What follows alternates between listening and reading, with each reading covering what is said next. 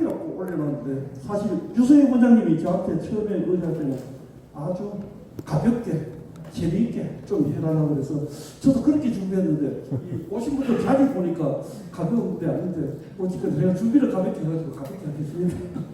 오늘 이야기는 하나의 이야기 아니고 여러 꼭지들, 평소에 제가 이제 경주에 살면서 신라 이야기들을 공부하면서 궁금했던 거, 또 업어가는 거, 또 재밌었던 거, 이 몇 꼭지를 나눠서 말씀드리겠습니다. 아니 우리는 그럽니다. 이 신라가 삼국통일하고 고려가 삼국통일 이랬으면 어땠을까? 저 북만주의 있을 때 우리 땅? 그랬으면 참 좋겠죠. 그럼 거꾸로 이렇게는 생각 안 해보셨습니까? 고려가 삼국통일에서는 우리가 중국 한족이었을까? 중국 변방의 소수민족이었을 것이다. 그렇게 될 가능성은 없었을까? 고구려가 삼국통일에서는 저는 그 100% 그렇게 됐다고 생각합니다. 하여튼 신라의 삼국통일이 위대합니다. 이 작은 나라가 어떻게 삼국통일까지 이뤄낼 수 있었는가? 그 몇 개를 한번 보도록 하겠습니다. 삼국유사에 불교 얘기가 참 많습니다만, 물론 스님이 쓰는 이야기지만은 거기에 보면 이런 이야기가 있습니다. 그 원종헌법 영촉멸실. 원종, 법통왕이 불교를 일으키고 영촉, 이 자본이 순교하다. 아도화상이 19대 물주왕 때 아도화상이 불교를 전하고, 그 다음에 이 자본이 순교하고 법통왕이 불교를 홍보하고, 그 다음 사람은 어떻게 변하는가? 절들은 하늘의 별처럼 펼쳐지고 법의 당은 높이 세워지고 범종이 매달리고 용산 같은 대덕들이 온 나라의 복전이 되고, 그리고 대성법 소승법이 자비로운 온 나라의 자비로운 구름이 되고, 타방의 보살들이 이 땅에 출현하니 군왕사의 진나보살로 원효를 말합니다. 그리고 부석사의 복의 열애요 의상을 말하고, 낙산의 관세음보살, 오대산의 무수보살 듭니다. 그리고 계속해서 서역의 명성들이 이 땅에 강림하니 이로 인하여 사만이 통합되어 한 나라가 되고 사해가 한 가족이 되었도다. 덕 있는 이름이 그 천부에 새겨지고, 그 다음에 신의 한 자치가 은하수의 그림자를 드리었다. 이 세 분의 이득이 아니겠는가. 그러니까 삼국유사에서는 불교가 이 땅에 들어오고 그게 홍포됨으로 해서 그 정신적으로 종교적으로 통합되어서 삼국통일을 이루어냈다라고 그렇게 말하고 있습니다. 그리고 또 화랑 관련, 삼국통일에 관해서는 화랑의 힘이 참 크죠. 화랑들 관련해서 간단하게 제가 평소에 궁금했던 걸 한번 말씀드리겠습니다. 신라의 젊은이들이 가장 하고 싶은 게 뭐냐? 신라의 젊은이들이 가장 하고 싶은 거 전장터에 나가서 죽는 일이었습니다. 참 의외죠. 신라의 젊은이들이 가장 혐오하고 치욕적으로 생각했던 게 뭐냐? 패배한 전투에서 살아 돌아오는 죽지 않고 살아 돌아오는 그걸 가장 치욕적으로 생각했습니다. 그런데 우리가 잘 아는 이야기는 두 꼭지는 그 중에서 하나의 예를 한번 들어보겠습니다. 그 화랑에 관련된 이야기는 모죽지랑가도 있고 산기파랑도 있고, 그러면 이제 그 죽지랑이나 기파랑을 그 흠모하는 사모하는 그런 노래입니다만은, 최근에 아직 위선 논쟁은 있지만 화랑생이라는 책에 향가가 한 수 들어왔죠. 송출정가. 그 노래는 이렇습니다. 바람이 분다고 해도 네 맘에서 불지 말고, 물결이 친다고 해도 네 맘에서 치지 말고, 빨리빨리 돌아오라 다시 만나 안고 보고, 님이여 작은 손을 참아 물리려요. 이것은 사다함이 사다함의 나이 16살 되었을 때 가야와의 전투에, 대가와의 전투에 나가면서 축적하려고 하니까 진흥왕이 나이가 어리다고 못 나가게 했습니다. 그때 사다함은 미실이라는 아가씨와 아주 열렬한 연애를 하고 있을 때인데, 그때 전장터에 나가는 사다함의 손을 잡고 미실이 손을 잡고 참아보지 못하면서 부른 노래입니다. 그런데 신라의 젊은이였던 사다함은 그 왕의 명을 거역하고 5,000명의 남도를 데리고 대가야의 전투에 나가서 먼저 성벽에 올라서 깃발을 꽂아서 그 전투를 대성공해서 가야가 멸망하게, 대가야가 멸망하게 되죠. 그런데 신라의 젊은이들 사랑스러운 여인이 손잡고 못 가도록 해도 전장터에 나가서 공을 세우는 것이 더 참 하고 싶은 일이었다. 그렇게 볼 수 있겠고, 다른 예를 또 하나 들어보겠습니다. 우리가 잘 아는 이야기인데 그 660년 백제를 멸하기 위해서 김유신이 5만의 대군을 이끌고 황산벌에 가서 5,000명의 계백장군의 결사대에 맡겨서 진군을 하지 못했습니다. 거기서 작은 전투 4번을 하는데 신라가 다쳤습니다. 그래서 신라 군사들이 사기가 꺾여서 어찌 하지를 못하고 있을 때 그때 김유신이 옆으로 휙 보면서 자기 동생 김흠춘에게 눈짓을 주니 김흠춘이 자기 형의 그 의도를 알아듣고는 자기 아들 방구를 부릅니다. 방구의 나이 20살이에요. 방구를 불러서 뭐라고 그러냐, 신하된 도리로서는 충성이 제일이고 자식된 도리로서는 효도가 제일이다. 네가 오늘 그 두 가지를 다 이룰 수 있겠다. 할 수 있겠는가 하니까 아들 보고 나가서 죽으라는 얘기예요.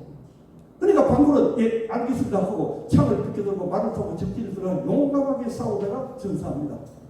그런데 그걸 보던 또 품일 장군, 김품일 장군이, 요거는 우리가 잘 아는 이야기보다는 그 끝 이야기는 여러분들이 잘 몰라요. 삼국사에 나오는데.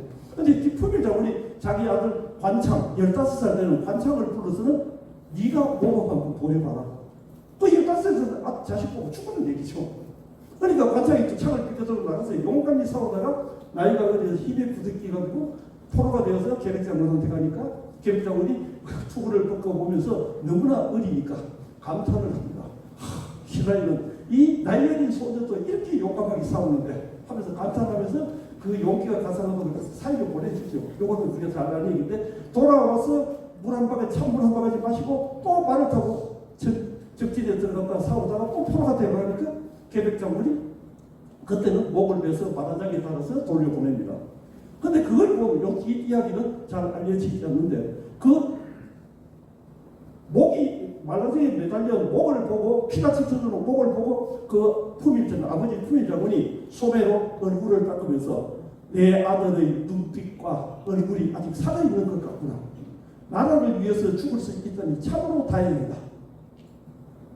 이런 나라가 신라에 있습니다. 신라의 귀족들은 위기가 닥치고 전쟁이 나오면 이렇게 잔인하게, 어쩌면 잔인하죠. 자식들 먼저 죽여버리니까. 그러니 그 황산벌 전투에서는 그걸 바라보던 5만의 부사가 그 사기가 올라서 일치에 계백장군의 5천 결사대를 물리칠 수 있었습니다. 신라의 그 젊은이들은 뭐 이렇게 싸웠다. 그리고 한 가지 더 보면은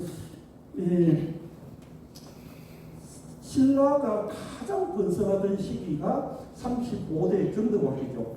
지금 경주에 남아있는 최고의 글작품들은 경덕왕 시대 그 전후에 남았던 문화유산들입니다.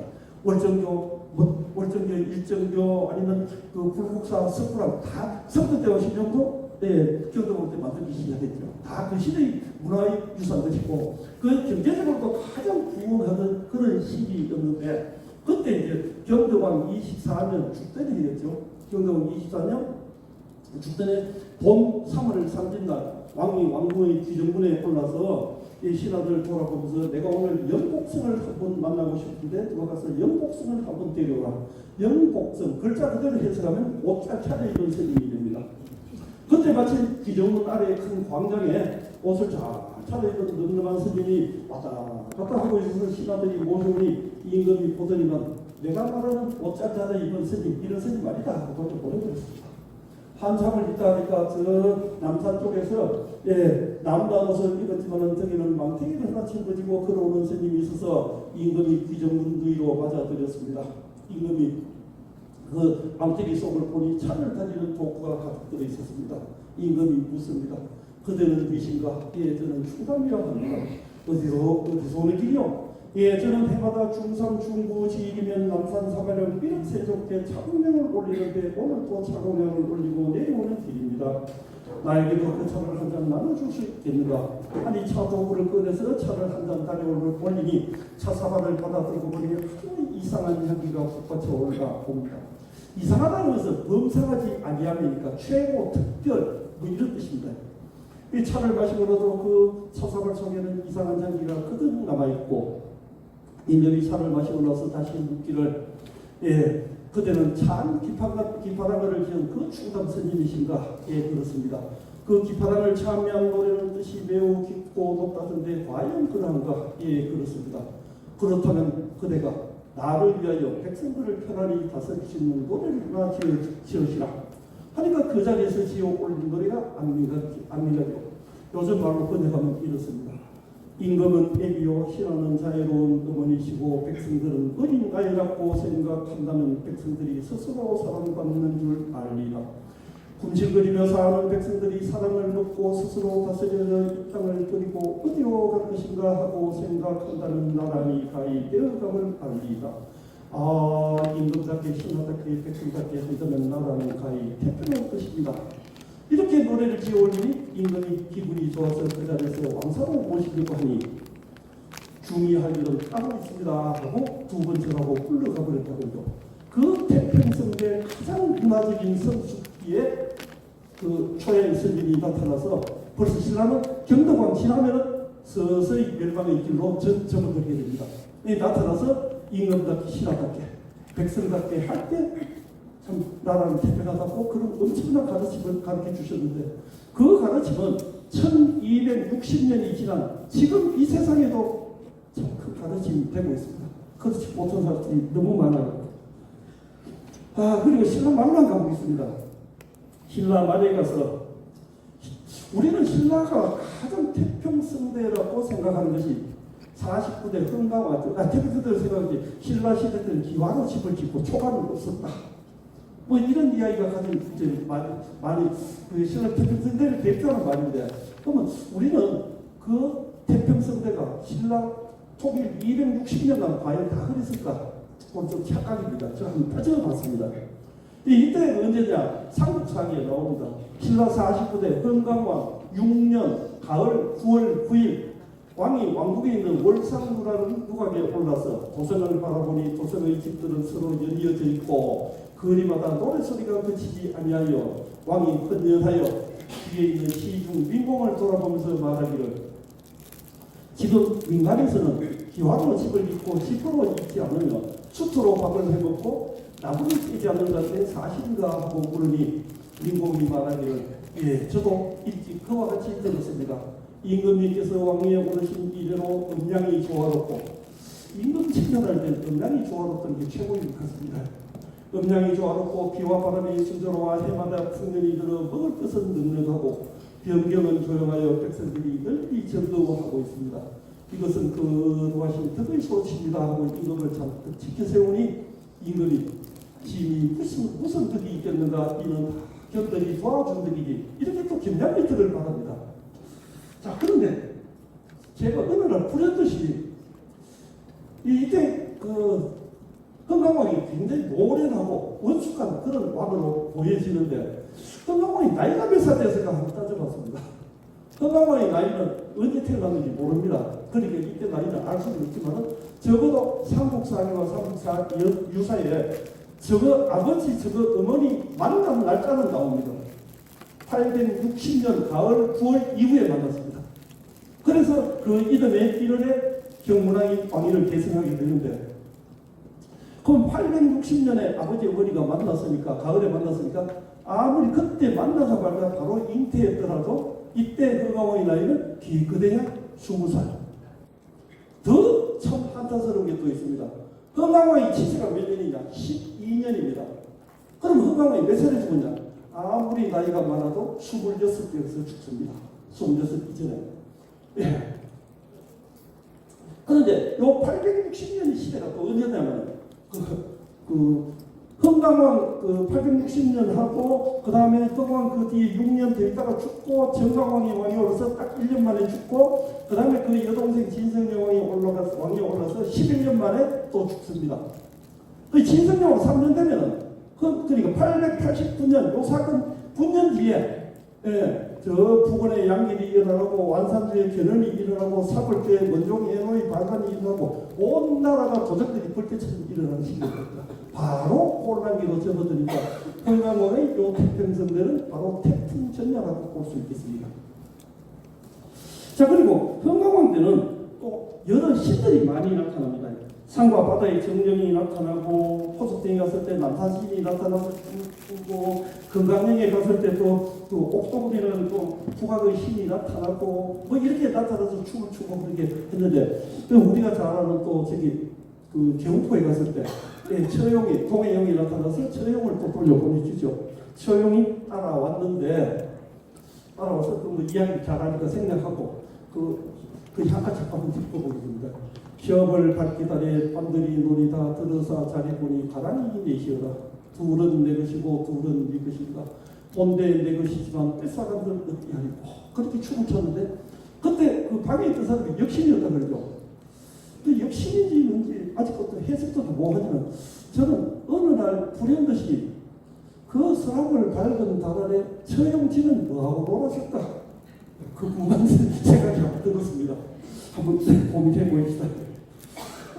예. 그리고 마지막 이야기. 그 신라는 56대 경춘왕이 나라를 들어 왕들에게 바쳐서 신라가 멸망했죠. 근데 대개 보면은 나라를 멸망시켰던 왕, 그러니까 고구려의 고장왕이나 뭐 아니면 백제의 의상왕이나 다 욕을 얻어먹고 있는데 경춘왕은 왜 성인으로 받들어질까? 저 참 누가 가르쳐 주는 것도 없고 참 젊을 때 궁금했습니다. 어떻게 나라 망하게 하는 왕이 성인인가? 근데 그 삼국주사, 삼국사기에 있다가 제가 발견했습니다. 마지막에 마이태자와 아주 신나게 토론을 하다가 경춘왕이 마지막에 이른다. 나는 차마 무고할 백성들을 간내 조지하지 못하겠노라. 그러니까 허물 없는 백성들의 간과 머리를, 뇌를 땅바닥에 치라도록 하는 그런 고통을 주지는 못하겠노라. 예. 그러면서 나라를 들어 항복을 했죠. 항복을 하고 백성들은 편하게 살게 해줬고, 그리고 더더욱더 재밌는 게 하나 있었습니다. 경춘왕은 고려에 가서 고려 태조 왕건의 부마가 되어서 살았는데 몇 년 살았는지 여러분 한번 생각해 봤습니까? 경춘왕도 몇 년에 태어났는지 모르기 때문에 몇 살에 죽었는지도 알 수 없습니다. 신라에서 왕을 7년하고 고려 태조 왕건의 사위가 되어서 43년을 더 살았습니다. 천수를 다 누리고 있었어요. 예, 제가 뭐 평소에 궁금했던 거, 재밌었던 거 간략하게 줄여서 요만큼 하겠습니다. 오늘 즐거운 밤 되시기 바랍니다. 고맙습니다.